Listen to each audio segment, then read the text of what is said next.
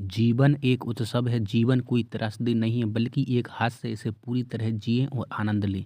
ध्यान और प्रेम अस्तित्व के 2 ही दरवाजे हैं, प्रेम और ध्यान यही हमें परमात्मा तक ले जाते हैं। स्वयं को जानना लाखों चीज़ें जानने से ज़्यादा ज़रूरी है, खुद को जानना, स्वयं को जानना ही सबसे बड़ा ज्ञान है।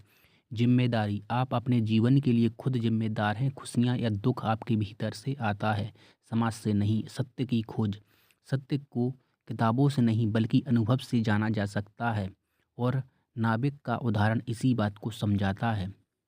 धन की चाह जरूरी है पर वह रचनात्मक होनी चाहिए। निष्कृष होकर कुछ पाने की चाह अपराधी के समान है। मानवता ही धर्म है। ओशो मानवता और नैतिकता को सबसे बड़ा धर्म मानते हैं जो लोगों के लोकाधर्म से ऊपर है। ओशो किसी धर्म के प्रचारक नहीं बल्कि एक दार्शनिक थे जो परंपराओं पर सवाल उठाते थे और लोगों को अपनी चेतना और अनुभव के आधार पर जीने के लिए प्रेरित करते थे।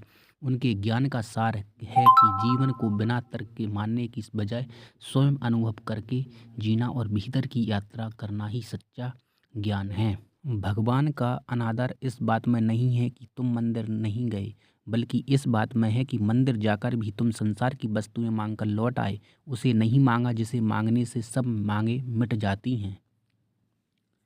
जो चुप रहने की कला सीख जाता है जो चुप रहने की कला सीख जाता है समस्त ब्रह्मांड उससे बात करने लगता है। जहाँ पर डर खत्म होता है वहाँ से जीवन शुरू होता है। जब प्रेम और नफरत दोनों ही ना हो तब हर बात एकदम स्पष्ट हो जाती है। प्रेम की असली सीमा पूरी स्वतंत्रता है। किसी भी रिश्ते के खत्म होने का मुख्य कारण है स्वतंत्रता नहीं होना ही है।